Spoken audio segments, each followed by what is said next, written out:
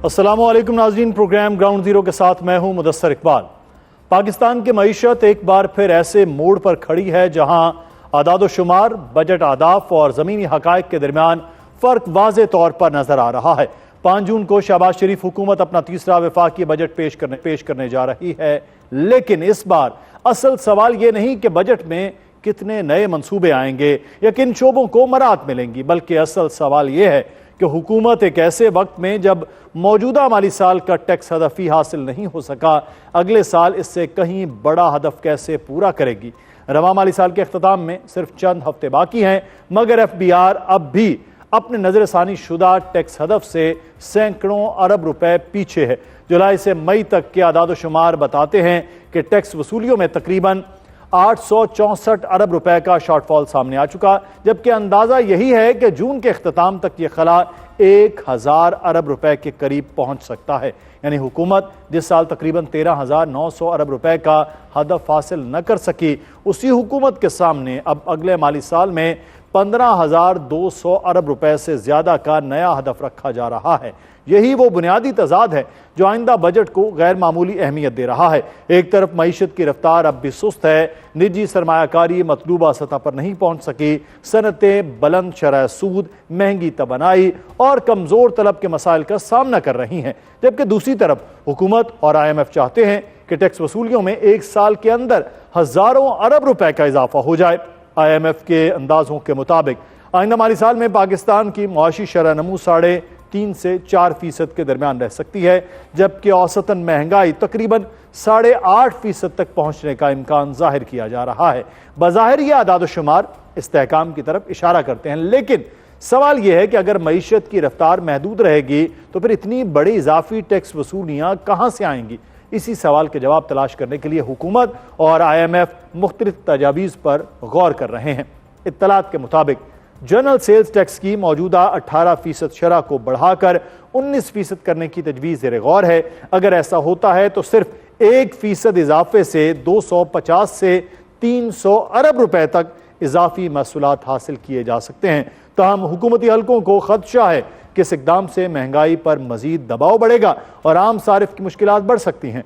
इस तरह हाइब्रिड गाड़ियों पर मौजूदा रियायती सेल्स टैक्स खत्म करके इसे 18% तक लाने की तजवीज़ भी ज़ेर गौर है। बाज़ इत्तलात के मुताबिक इलेक्ट्रिक गाड़ियों और सोलर पैनल्स पर दी गई टैक्स रियायतों का मुस्तकबिल भी गैर यकीनी है। अगर इन शोबों पर टैक्स बढ़ाया जाता है तो एक तरफ हुकूमत को इजाफी आमदन मिल सकती है, लेकिन दूसरी तरफ साफ तवानाई और माहौल दोस्त टेक्नोलॉजी के फरोग पर भी सवालात उठेंगे। इसके अलावा बाज़ दरामदी अशिया पर विद होल्डिंग टैक्स बढ़ाने, होलसेलर्स के लिए मौजूदा टैक्स ढांचे में तब्दीली, कम अज़ कम टर्नओवर टैक्स की शरह में इजाफा और तेजी से फरोख्त होने वाली अशिया पर मार्केट कीमत की बुनियाद पर सेल्स टैक्स वसूल करने जैसे इकदाम भी ज़ेर गौर हैं। छोटे ताजरों के लिए फिक्स टैक्स स्कीम या खुसूसी टैक्स निज़ाम मुतारिफ कराने की तजावीज़ भी सामने आ रही हैं, जिनका मकसद ऐसे कारोबारों को टैक्स नेट में लाना है जो रिवायती निज़ाम से बाहर रहे हैं। दूसरी जानिब हुकूमत तेल और गैस के शोबे में काम करने वाली कंपनियों पर 20% विंडफॉल गेन टैक्स लगाने का इम्कान भी जायजा ले रही है। ये वो शोबे हैं जिसने आलमी कीमतों में उतार चढ़ाव के दौरान गैर मामूली मुनाफा हासिल किया और हुकूमत समझती है कि इस मुनाफे का एक हिस्सा कौमी खजाने में मुंतकिल किया जा सकता है। यूं 2026-27 का बजट सिर्फ आमदन और अखराजात का सालाना हिसाब किताब नहीं, बल्कि दरअसल एक अहम इम्तहान बन चुका है। यह इम्तहान इस बात का है कि हुकूमत टैक्स गैर मामूली इजाफा कर सकती है, क्या IMF की शराइत और अवामी तवक्कुआत के दरमियान तवाज़ुन कायम किया जा सकता है, और सबसे बढ़कर ये कि क्या मुआशी नमू को मुतासिर किए बगैर रेवेन्यू अहदाफ हासिल करना मुमकिन होगा, या एक बार फिर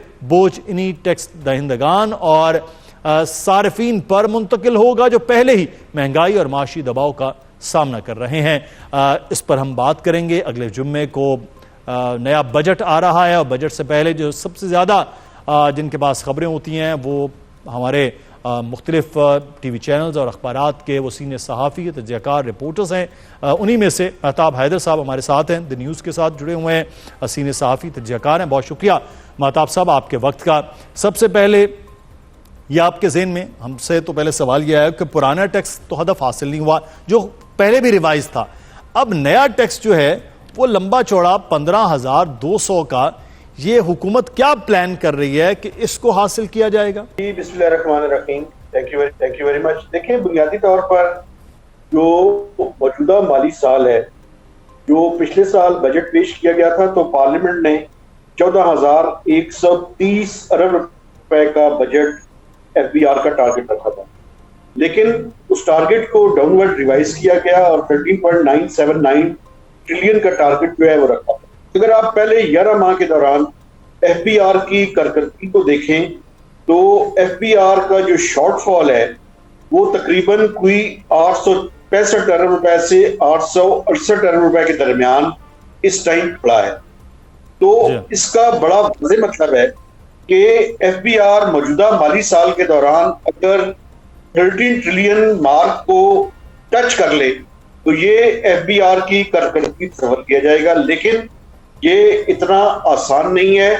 अगर इस हद तक भी FBR पहुंचना चाहता है तो उसके लिए जरूरी है कि जून के दौरान कोई 1700 अरब रुपए के टैक्सेस जो है वो जमा करे, और अगर अपने रिवाइज टारगेट को अचीव करना चाहता है तो 2747 अरब रुपए वो FBR अचीव करे। पिछला जो माली साल जून का महीना था उसमें FBR ने कोई 1500 कुछ अरब रुपए इकट्ठे किए थे। तो अगर पिछले माली साल को एक बेंचमार्क तस्वर किया जाए जून को, तो इस साल FBR 13 ट्रिलियन का जो मार्क है उसको टच करना काफी मुश्किल नजर आ। इसी कॉन्टेक्स्ट में जब अगले माली साल के लिए तजावीज की IMF और हुकूमत पाकिस्तान के दरमियान डिस्कशंस शुरू हुई हैं, तो उन डिस्कशंस के दौरान ये बड़ा क्लियरली है कि अगर 13,000 अरब रुपए को एक बेंचमार्क मुकर्रर कर दिया जाए तो अगले माली साल के दौरान कुछ 2300 अरब रुपया, क्योंकि अगले माली साल का जो FBR का टारगेट है वो 15,267 अरब रुपए है। इस तरह से 2300 अरब रुपया या 2200 से 2300 अरब रुपया FBR ने एडिशनल जमा कर। ये बड़ा एक मुश्किल टारगेट होगा एक ऐसे वक्त में कि जब ग्रोथ नहीं हासिल हो रही, तो आपने जो मौजूदा टैक्स पेयर्स हैं जिसमें खासकर सैलरीड क्लास है और जो पाकिस्तान का मैन्युफैक्चरिंग सेक्टर है, उसी को आपने निचोड़ना है। आप कहां तक उसको निचोड़ेंगे? तो अब ये बर्डन जो है वो पाकिस्तान में अब बड़ा ही मुश्किल हो चुका है।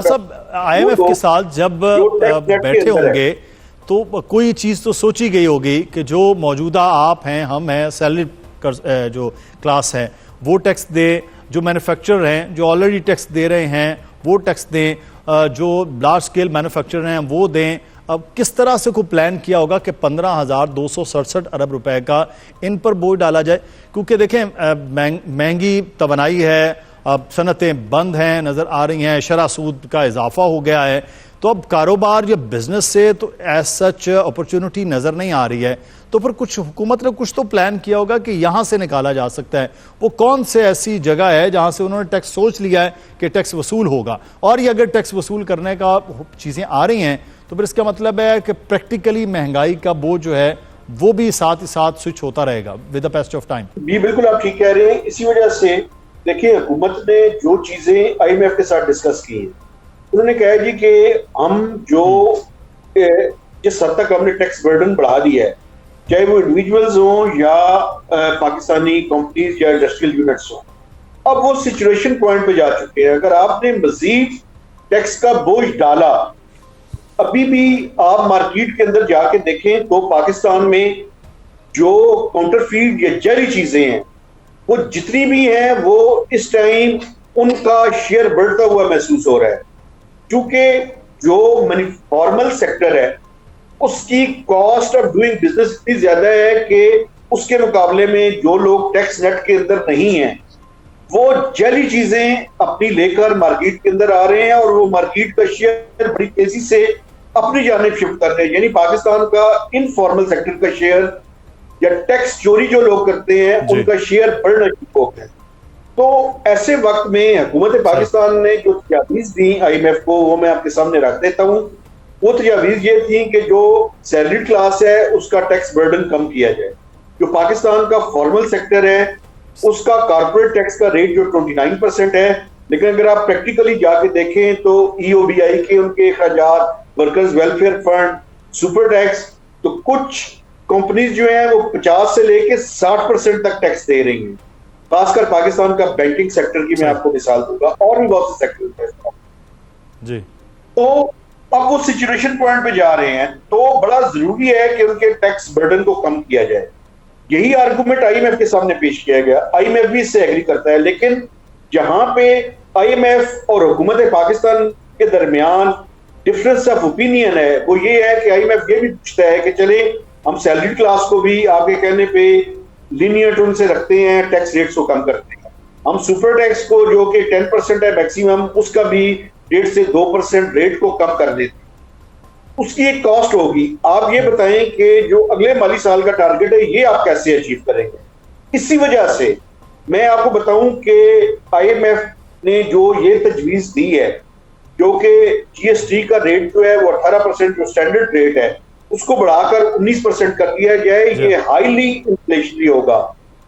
आईएमएफ और हुकूमत पाकिस्तान तो कह रही है कि 250 से 300 अरब रुपए आएंगे, लेकिन मैं आपको बताऊं कि ये 400 से 500 अरब रुपए का नुस्खा है, सिर्फ 1% अब जीएसटी। उसकी वजह ये है, और दूसरी बात ये है कि ये इनडायरेक्ट टैक्स है, यानी ये गरीब के ऊपर ज्यादा इसका बर्डन आएगा। देखिए इस टाइम एक मुश्किल सूरत हाल है, मैं समझ सकता हूं कि हम आईएमएफ के प्रोग्राम के अंदर है, के लिए भी कोई आसान रास्ता नहीं है, लेकिन एक रास्ता मौजूद है। वो रास्ता ये है कि आप एग्रीकल्चर इनकम टैक्स क्यों नहीं लगाते, आप रिटेलर्स के ऊपर टैक्स क्यों नहीं लगाते, उनको टैक्स नेट के अंदर क्यों नहीं लेकर आते।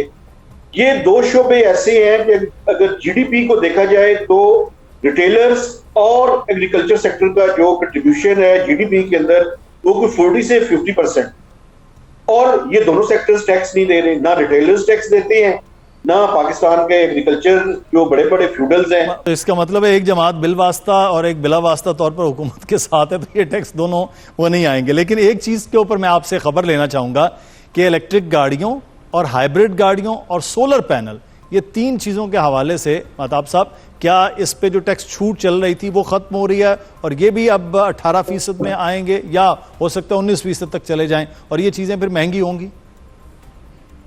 देखिए चंद दर्जन आइटम्स ऐसे हैं जिन पे रिड्यूस्ड रेट्स हैं, उसमें फर्टिलाइजर है, उसमें आपका जो है वो सोलर पैनल्स है, सोलर पैनल्स पे 10% है, इलेक्ट्रिक गाड़ियां हैं जिन सेल पे 1% है, हाइब्रिड गाड़ियों का 10.5% है।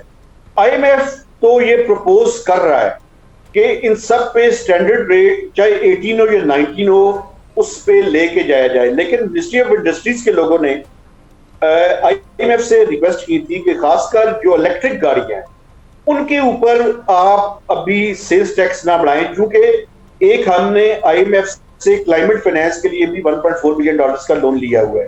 तो एक तरफ आप एनवायरनमेंट को प्रोटेक्ट करना चाहते हैं, दूसरी तरफ जो इलेक्ट्रिक गाड़ियां हैं उनको आप डिस्करेज करना चाहते हैं।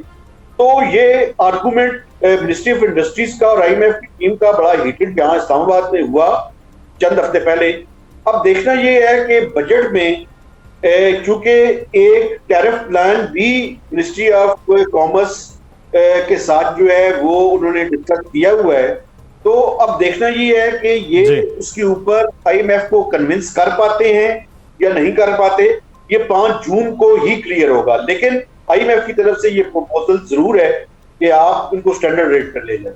अच्छा महताब साहब, आखिर में एक चीज जो है, एनएफसी का कोई नया फॉर्मूला तय हो रहा है, आईनी तरमीम तो बज़ाहिर नहीं लग रही है माली वसाइल पर तकसीम के हवाले से, तो क्या कोई चीज सामने आ रही है कि एनएफसी का कोई फॉर्मूला हो जाए, सूबों को जिम्मेदारियां माली तौर पर को दी जाएं, ऐसी कोई चीज हुकूमत तैयार कर रही है, क्या खबर है? उसके लिए 28वीं तरमीम की जरूरत है। अभी तो ये जो मौजूदा बजट है ये पिछला जो एनएफसी था उसी के ऊपर बन रहा है, और उसी के तहत जो है वो सूबों को वसाइल जो है वो मुहैया की जाएंगे। इसके बाद अलबत्ता बाज़ इस्लामाबाद में सुनाई देती है कि 28वीं आईनी तरमीम के ऊपर उन्होंने बातचीत जो है वो करनी है, लेकिन ये डिपेंड करता है कि पॉलिटिकल पार्टीज इसके ऊपर क्या करती हैं, लेकिन अगर उन्हें करना हुआ तो वो कर लेंगे। सही। ठीक है, बहुत शुक्रिया महताब आदिर साहब हमारे साथ मौजूद है, सीनियर साहब। और अब नया बजट है, बजट में हुकूमत ने बड़ा लंबा चौड़ा टैक्स आदाफ रखा है, लेकिन वो वसूल आवाम से करना है। वो कैसे करना है, वो 5 जून को बजट के साथ ही नजर आएगा। आज़ाद कश्मीर एक बार फिर एक अहम मोड़ पर खड़ा है। कल वफाकी हुकूमत के आला सतही वफ्द और जॉइंट अवामी एक्शन कमेटी के दरमियान तवील और तफसीली मुज़ाकरात हुए, मगर इसके बावजूद डेडलॉक बरकरार है और 9 जून की हड़ताल की कॉल भी अपनी जगह मौजूद है। दिलचस्प बात यह है कि मुज़ाकरात करने वाले वफ्द में मुल्क की तकरीबन तमाम बड़ी सियासी कुव्वतों की नुमाइंदगी मौजूद थी। एहसन इकबाल, तारिक फजल चौधरी, राना सनाउल्लाह, कमर जमान कायरा, राजा परवेज अशरफ, शाह गुलाम कादर, तारिक फारूक, वजीर आजम आज़ाद कश्मीर और चौधरी यासीन पर मुश्तमिल यह वफ्द इस बात का मजहर था कि मसले के हल के लिए गैर मामूली सियासी संजीदगी और वसी इत्तफाक राय मौजूद है। लेकिन सवाल यह है कि जब मुज़ाकरात के दरवाजे खुले हों, बातचीत जारी हो और 38 में से 35 मुतालिबात पहले ही तस्लीम किए जा चुके हों, तो फिर तनाज़ा आखिर बाकी किस बात पर है? क्या मामला अब भी अवामी मसाइल के हल का है या फिर बहस ऐसे नकात तक पहुंच चुकी है जिनका ताल्लुक बराह रास्त आईनी, कानूनी और मालियाती ढांचे से है? जॉइंट अवामी एक्शन कमेटी के 38 नकाती चार्टर पर मुश्तमिल बेशतर अवामी फलाही मुतालिबात पर पेशरफ्त हो चुकी, ताहम बाकी रह जाने वाले चंद नकात इंतहाई हसास नौइयत के हैं। इनमें मुहाजिरीन के लिए मुख्तस 12 असम्बली नशिस्तों का खात्मा, टैक्स और महसूलात से मुतालिक मुतालिबात और बाज़ इंतजामी और आईनी मामलात शामिल हैं। हुकूमत का मौक़िफ़ है कि ऐसे मसाइल का हल न सड़कों पर निकल सकता है, न अल्टीमेटम से और न ही हड़तालों की डेडलाइन से, बल्कि इनके लिए आईनी तरीक़ाकार, कानून साजी और वसी सियासी इत्तफाक राय दरकार होता है। ख़ास तौर पर मुहाजिरीन की 12 नशिस्तों का मामला महज एक सियासी मुतालिबा नहीं बल्कि आज़ाद कश्मीर के आईनी ढांचे से जुड़ा हुआ मसला है। ये नशिस्तें मकबूजा जम्मू कश्मीर से हिजरत करके आने वाले लाखों मुहाजिरीन की नुमाइंदगी की अलामत समझी जाती हैं और इनमें किसी भी तब्दीली के लिए बाकायदा आईनी और सियासी अमल नागुज़ीर है। हुकूमत ये भी मौक़िफ़ इख्तियार करती है कि इस मामले का मकबूजा जम्मू कश्मीर की मौजूदा सियासी साख्त से मवाजना दुरुस्त नहीं, क्योंकि आज़ाद कश्मीर में मुहाजिरीन की एक तस्लीम शुदा आबादी मौजूद है जिसकी नुमाइंदगी आईनी जिम्मेदारी तस्वुर की जाती है। इसी तरह मालियाती मामलात भी तनाज़े के मरकज़ में है। आज़ाद कश्मीर सालाना तकरीबन 60 अरब रुपए की आमदन पैदा करता है, जबकि उसका बजट 300 अरब रुपए से तजावुज कर जाता है। इस फर्क को पूरा करने के लिए हुकूमत पाकिस्तान हर साल तकरीबन 240 से 250 अरब रुपए फराहम करती है। ऐसे में हुकूमत का इस्तदलाल है कि टैक्सों और महसूलात से मुतालिक फैसलों को सिर्फ अवामी मकबूलियत के जाविये से नहीं बल्कि माली हकायक और रियासती जिम्मेदारियों के तनाजुर में भी देखना होगा। एडवांस टैक्स के खात्मे जैसे मुतालिबात के असरात बराह रास्त सरकारी आमदन, तरक्याती मंसूबों, बुनियादी सहूलतों और फलाही प्रोग्रामों पर पड़ सकते हैं। पाकिस्तान की मुआवनत सिर्फ बजट तक महदूद नहीं है। 1989 से बेघर हुए तकरीबन 63,000 से ज़ायद मुहाजिरीन को बराह रास्त माली मुआवनत फराहम की जा रही है, जिस पर सालाना तकरीबन 15 अरब रुपए खर्च होते हैं। इसके अलावा तरक्याती मंसूबों, बुनियादी ढांचे, सेहत, तालीम और दीगर शोबों में भी मुसलसल माली ताउन जारी है। हुकूमत का कहना है कि इन हकायक को नजरअंदाज करके सिर्फ महसूलात या मराद के तनाजुर में बहस करना तस्वीर का एक महदूद रुख पेश करता है। अशाफिया को हासिल मराद और सरकारी अखराजात में कमी का मुतालिबा भी जेर बहस आया। वफाकी वफ्द ने इस हवाले से इस्लाहात और जायज़ तजावीज़ पर गौर करने की आमादगी जाहिर की, ताहम इसके लिए तफसीली सिफारिशात, कानून साजी और इंतजामी इकदाम दरकार होंगे। हुकूमत के नज़दीक इस नौइयत के मामलात नारों से नहीं बल्कि ठोस पॉलिसी साजी और मुसलसल मुकालमे से हल हो सकते हैं। यह बुनियादी सवाल यह पैदा होता है कि क्या अब भी मसला मुतालिबात को सुने जाने का है या फिर सवाल यह है क्या खातिर ख्वाब पेशरफ्त के बावजूद एहतजाजी सियासत को जारी रखा जाए। एक तरफ अवामी एक्शन कमेटी का मौक़िफ़ है कि तमाम मुतालिबात की मुकम्मल मंजूरी तक जदोजहद जारी रहेगी, जबकि दूसरी जानिब हुकूमत का इस्तदलाल है कि आईनी और मालियाती नौइयत के मामलात को सड़कों के दबाव के जरिए हल नहीं किया जा सकता। आज़ाद कश्मीर के आवाम के सामने आज असल इंतखाब यही है, क्या रास्ता मुसलसल महाजराई का है या तामीरी मुकालमे का? क्या आईनी तनाज़ात का हल हड़तालों और एहतजाजों में है या जमहूरी इदारों, पार्लिमानी अमल और सियासी इत्तफाक राय में? क्योंकि किसी भी तहरीक की असल कामयाबी एहतजाजों की तादाद से नहीं बल्कि उससे नापी जाती है कि अब आवाम की जिंदगियों में कितना हकीकी और पायदार बेहतरी लाई है। आज़ाद कश्मीर को आज शायद पहले से ज्यादा ऐसे सियासी रवैये की जरूरत है जो जज्बात के बजाय हकायक, तसादुम की बजाय मकालमे और मुस्तकिल एहतजाज की बजाय पायदार हल को तरजीह दे। इस सूरत हाल पर बात करेंगे। हमारे साथ मौजूद हैं आज़ाद कश्मीर के दो हमरा हसन इब्राहिम साहब, जम्मू कश्मीर पीपल्स पार्टी के रहनुमा हैं, बहुत शुक्रिया हसन इब्राहिम साहब आपका, और अब्दुल माजिद खान साहब हमारे साथ मौजूद हैं, मुहाजिरीन की सीट से इलेक्ट हुए, फिर वज़ीर ख़जाना बने और जॉइंट एक्शन कमेटी के मुतालिबे पर ही उनसे इस्तीफ़ा भी उस वक्त दिया गया। आप दोनों अहबाब को बहुत शुक्रिया। हसन इब्राहिम साहब से बात कर लेते हैं। सबसे पहले हसन इब्राहिम साहब, बहुत से मामलात के हवाले से वो कहा जा रहा है कि ये जो जितनी भी 12 सीटें हैं वो मनूवर तो होती रही माजी में भी, जो उनके मुतालिबात हैं किसी हद तक आप समझते नहीं वो जायज़ भी हैं कि इन पर किसी न किसी तरह से कंट्रोल हो जाता है, फिर कश्मीर की जो अपनी असम्बली है उस पर भी कहीं ना कहीं इस हुकूमत को गिराना हो, उस हुकूमत को बनाना हो, तो ये इस्तेमाल होती हैं जो उनका मुतालिबा है। तो आप समझते हैं कि मुतालिबा जायज़ है उनका? आपके सवाल को एड्रेस करते हुए मैं ये कहना चाहूँगा जी कुछ मुतालबात जो इनके थे, मेजर मुतालबात, वो एडमिनिस्ट्रेटिव इश्यूज थे, वो एडमिनिस्ट्रेटिवली उनका हल किया जा सकता था, किया गया भी है बहुत हद तक। जैसा मैंने पहले भी अर्ज की, उनके एक मतलब बहुत ब्रॉडर एक थिंकिंग है, बट इसके अंदर ये कि इनका इलेक्ट करने का जो तरीका है उसको रिविजिट किया जा सकता है। बाकी जो इनका रोल है, जनरल रोल है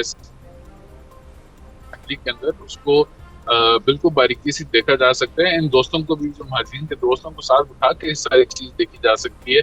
बट कहने का मकसद ये है कि ये नशिस्तें, इनमें कमी पेशी जरूर हो सकती है, इनको इलेक्ट करने के तरीका मैंने जैसे कहा उसमें भी हम तब्दीली ला सकते हैं, मगर ये खत्म किसी सूरत नहीं हो सकती। किसी सूरत हम ये पैगाम जो है वो हिंदुस्तान को नहीं देना चाहते, या इंटरनेशनल जो फोरम्स हैं उनको नहीं देना चाहते कि जी आज जो 80 साल से जो उस पार का कश्मीरी जो इस कॉज के साथ चल रहा था, आज हमने खुद जो है उससे अपनी जान जो है वो छुड़वा दी है। तो ये किसी सूरत भी किसी भी ऐसे कश्मीरी को जो तरीके जाती है कश्मीर के साथ कोई भी लगाव है या लगन है, वो किसी सूरत बिल्कुल ठीक है। अच्छा अब्दुल माजिद साहब, आप तो मुहाजिरीन की ही सीट से मुंतखब होकर आए, वजारत भी हुई, फिर वजारत भी इन्हीं के मुतालबे पर आपकी ख़त्म हुई। मुहाजिरीन को बिल्कुल अलग किया जाना मकसूद है इस जॉइंट एक्शन कमेटी के, वो नहीं चाहते हैं कि वो वोट उनको हक मिले, 12 की 12 नशिस्तें वो करें, मनूवर होती हैं इसलिए हम चाहते हैं ये चीज़ें हैं। तो फिर मुहाजिरीन जो है वो कहाँ खड़े होंगे इस सारे अमल के बाद, यानी कि आप लोग? देखें, सबसे पहले मैं आपके पहले चीज़ को टेकअप करूं कि आपने कहा कि महाजिरीन की, हसन साहब ने भी आपसे भी आपने पूछा कि ये मनूवर होती हैं। आप 2005 से पहले ज़ल्ज़ला था, 2006 के बाद मुख्तलिफ तहरीक अदम एतमाद आए। आप स्टेटिस्टिक्स उठा के देख लें, कौन सा महाजर वज़ीर आज़म बना, कौन सा महाजर सदर बना, किस महाजर को स्पीकर बनाया गया, किसको कोई बहुत इंपॉर्टेंट मिनिस्ट्री दी गई। ये सब एक हेट नैरेटिव है जिसको बिल्डअप करके एक प्लॉट तैयार किया गया कि रेफ्यूजीज जो हैं, जो 25 लाख लोग हैं पाकिस्तान के अंदर, रियासत के लोगों के दिलों में इनके खिलाफ नफरत का एक बयानिया मुरतब किया गया। गुजारिश मेरी ये, कोई भी रियासत अपनी वहदत को कॉम्प्रोमाइज नहीं कर सकती। रियासत की वहदत जो है वो इस वक्त तहरीक आज़ादी कश्मीर के साथ मुंसलिक है और इन 12 सीटों का एक बड़ा वाइटल रोल है। अगर आप रियासत से जम्मू कश्मीर के लोगों की नुमाइंदगी को हटा देंगे तो मुझे बताएं, तो फिर आपने क्या तौबत से इफ्तिखाराबाद की रियासत कायम करनी है, जहां पर आप अपनी मनमर्जी के कवानीन का इतलाक करके आप जो दिल में आए वो करेंगे? ये एक आज़ादी का बेस कैंप है जिसकी बुनियाद, जिसकी नींव पाकिस्तान की, ठीक कहा हसन साहब ने, जितनी भी पाकिस्तान की पॉलिटिकल पार्टीज हैं वो नजरिया इलाके पाकिस्तान पे बेस करके यहाँ पर बनी है। और हमारा ईमान है कि ये जो लोग हिजरत करके आए, लाखों लोगों ने अपनी जानों का नजराना दिया। 3.5 लाख लोग जम्मू में कटे, किसके लिए कटे? तकमीले पाकिस्तान के लिए कटे। ये ग्रेटर कॉज है जिसके लिए लोग हिजरत करके आए। तो आज 78 साल बाद आप लोगों को ये कहेंगे कि ये महाजर जो है क्योंकि पाकिस्तान में आबाद है लिहाजा इनको वहां से फंड्स देते हैं लोग, इनको यहाँ हक नुमाइंदगी नहीं देना चाहिए और रियासत से इनका स्टेट सब्जेक्ट का रिश्ता खत्म कर देना चाहिए। मैं समझता हूँ कि ये एक बयानिया मुरतब किया गया जिसकी बेस को सामने रखकर एक सिर्फ हेट नैरेटिव बिल्ड किया गया। अच्छा, लेकिन इसका हल जो है माजिद साहब, वो अब जो हुकूमत की तरफ से आए लोग, बातचीत भी हुई, तकरीबन 38 में से 35 मुतालबात जो इंतज़ामी मामलात थे वो तकरीबन हल हो गए। इसमें कुछ कानूनी मामलात हैं जो एक असम्बली में बैठ कर एक नेशनल डायलॉग जो कश्मीर की तमाम सियासी जमातें मिलकर वो कर सकती हैं। अगर ये जॉइंट एक्शन कमेटी अब 9 की उन्होंने हड़ताल भी दे रखी है, तो ये बगैर असम्बली और ये चीज़ें किस तरह से वो चाह रहे हैं कि हल हो जाए? मतलब कोई यकजुम्बिश कलम कैसे होगा? ये मुमकिन हो सकता है? देखिए, पहले भी इन्होंने हीट ऑफ द मोमेंट का फायदा उठाया, क्राउड पुल करके ले आए और फिर आपके फेडरल मिनिस्टर्स की और उन्होंने बैठ के इनके साथ नेगोशिएट किया। हुकूमत पाकिस्तान ने हर मौके पे ये कोशिश की है कि रियासत के अमन को तहवाला ना होने दिया जाए, क्योंकि इसका लामहला फायदा हिंदुस्तान को होगा और हिंदुस्तान इस ताड़ में बैठ कोई भी लूप होल उसको मिले और वो उसको एक्सप्लॉइट करे। अब मेरी गुजारिश है, अगर आप देखें तो राजनाथ सिंह ने लोकसभा में खड़े होकर कहा था कि हमें यहाँ पर जंग की जरूरत नहीं, हम हालात ऐसे पैदा करेंगे। तो मेरी सबमिशन ये है कि हिंदुस्तान के नापाक अज़ाइम से वो कभी भी ना पाकिस्तान की धरती पाक रह सकी है और ना रियासत के अंदर अमन के ऊपर वो खुश हो सकता है। इस वक्त बिल्कुल डिफरेंट डायनामिक्स हैं। रियासत के मामलात को रियासती कवानीन के ताबे ही हल किया जा सकता है, ये किसी की ख्वाहिश के ताबे हल नहीं हो सकता। मैं आपको छोटी सी मिसाल देता हूँ। आपने अपने इंट्रो में जिक्र किया कि 89 के काफी लोग आए। अब ये हिपोक्रेसी आप देखें कि 89 के लोग वोट देते हैं लोकल एमएलए को, कोटा लेते हैं 47 के महाजरीन में से और फंड्स उनको देती है वफाक पाकिस्तान। तो गुजारिश मेरी ये है कि जिस 63,000 महाजरीन का आपने अपने इंट्रो में जिक्र किया, उनको ये नहीं संभाल सके तो 25 लाख लोगों को संभालना क्या को खाला जी का घर है?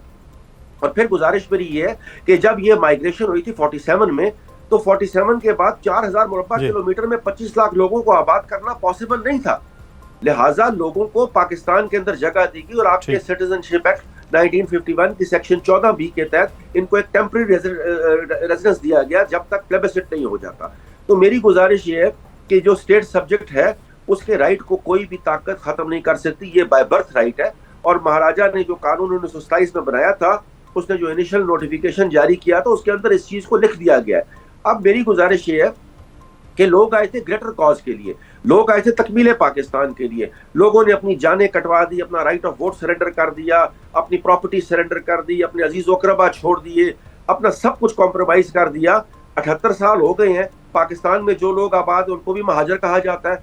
आजाद कश्मीर जिस रियासत के वो क्लेमेंट हैं, यहाँ पर भी इनको महाजर कहा जाता है। तो मेरी सबमिशन ये है कि आखिर ये लोग कहाँ जाएं? आखिर इस मुर्दे को कहीं तो दफन करना है हमने, इसके कफन दफन किसी जगह तो ले जाके करना है। ऐसे तो नहीं हो सकता ये जत्था उठे और वो ख्वाहिश का इजहार करे और उसकी ख्वाहिश के ऊपर 25 लाख लोगों को बगैर सुने, बगैर उनको मौका दिए आप उनकी तदफीन कर दें। मैं नहीं समझता ये कोई जायज बात होगी। इस वक्त हुकूमत पाकिस्तान के लिए भी ये मुश्किल है। हमें यकीन है अपनी मिलिट्री लीडरशिप से, हमें अपनी सियासी लीडरशिप से, कि वो अपने स्टैंड से कभी भी डेविएट नहीं करेगी जो इंटरनेशनल दुनिया के अंदर उसने लिया हुआ है। मैं आपको एक और बात बताता चलो, अभी हसन साहब बात कर रहे थे, 8 जुलाई 1948 को हुकूमत पाकिस्तान ने यूनाइटेड नेशन में हिंदुस्तान के राइट ऑफ रिप्लाई के तौर पे एक जवाब दिया। उन्होंने कहा कि पाकिस्तान और आजाद कश्मीर महाजरीन को कभी डिसफ्रेंचाइज नहीं करेंगे और अगर उसकी जुरिस्डिक्शनल कंटेनमेंट छाड़ की गई तो ये आर्टिकल 25 की वायलेशन कंसिडर की जाएगी। मेरी सबमिशन ये है कि ये बड़ा नाजुक मामला है। यहाँ चंद लोग रियासत को एक बंद गली की तरफ लेके जा रहे हैं। यहाँ सियासत बचाने के लिए रियासत को दांव पे लगाया जा रहा है। ये है कि ये मुमकिन नहीं हो सकता कि रियासत को जो है वो दाव पर लगाया जाए और 5 अगस्त का जो हिंदुस्तान का ख्वाब है वो इस तरह से भी पूरा नहीं किया जाना चाहिए, क्योंकि कश्मीरी जो चाहे वो जम्मू वादी के हैं या आज़ाद कश्मीर के हैं, वो तमाम के तमाम उसी तरह से मुकम्मल कश्मीर हैं। और इलाक़ पाकिस्तान जो उनका मुतालिबा था, जो उनका उस वक्त का कुर्बानियाँ थी, उसको भी जारी व सारी रखना। और सबसे बड़ी बात है कि सड़कों पर नहीं, आइन, पार्लिमान और असम्बली और कौमी डायलॉग के जरिए इस चीज़ का हल होना ज़रूरी है। बहुत शुक्रिया।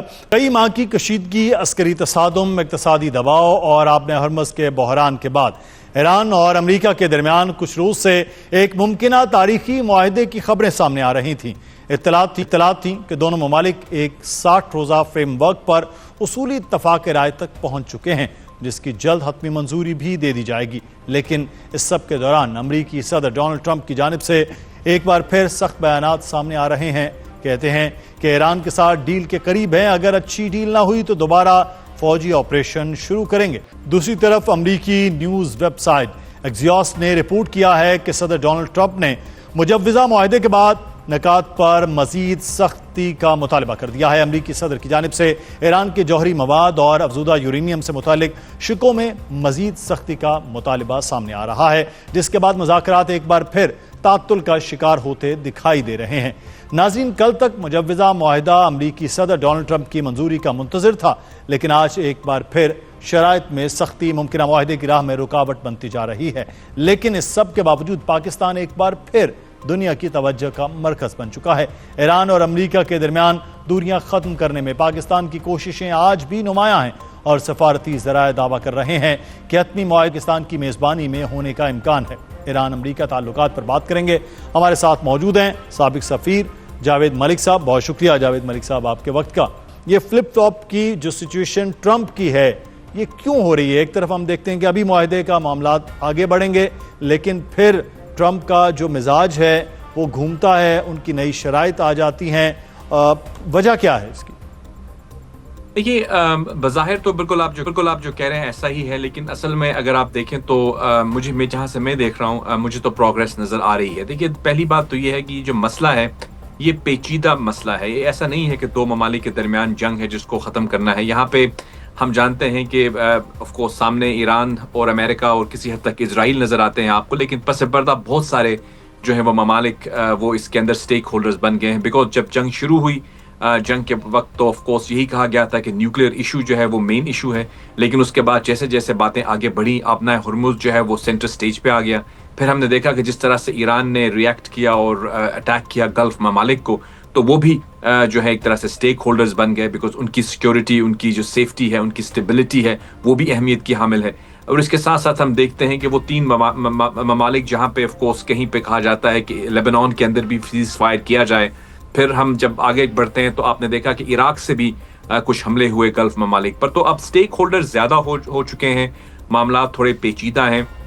लिहाजा जो मेरी नज़र में जो एफर्ट की जा रही है वो इस हवाले से है कि जो पीस सेटलमेंट हो ये देर पा हो, यानी उन तमाम स्टेक होल्डर्स को ऑन बोर्ड किया जाए। इसकी एक वाज़ेह मिसाल आपको वो पोस्ट देती है जो field marshal general Asim Munir के ईरान से वापसी के बाद प्रेसिडेंट ट्रंप ने लिखी थी। उसमें उन्होंने बहुत सारे ममालिक के सुदूर, उनके वहाँ के फरमा रवा और फील्ड मार्शल का भी जिक्र किया था। आपको याद होगा वो तमाम लोग जो हैं वो स्टेक होल्डर्स हैं इस तमाम मामले के। और इस हवाले से जो आपने बात पूछी अफसरदा यूरेनियम की, तो मैं समझता हूं कि देखिए माजी में भी अगर आप चले जाएं तो JCPOA एग्रीमेंट जब हुआ था तो टनों के हिसाब जो है वो यूरेनियम ट्रांसपोर्ट हुआ था। तो अब जो कुछ किलोग्राम्स हैं, मुझे लगता नहीं है कि वो एक बहुत बड़ा इशू होगा।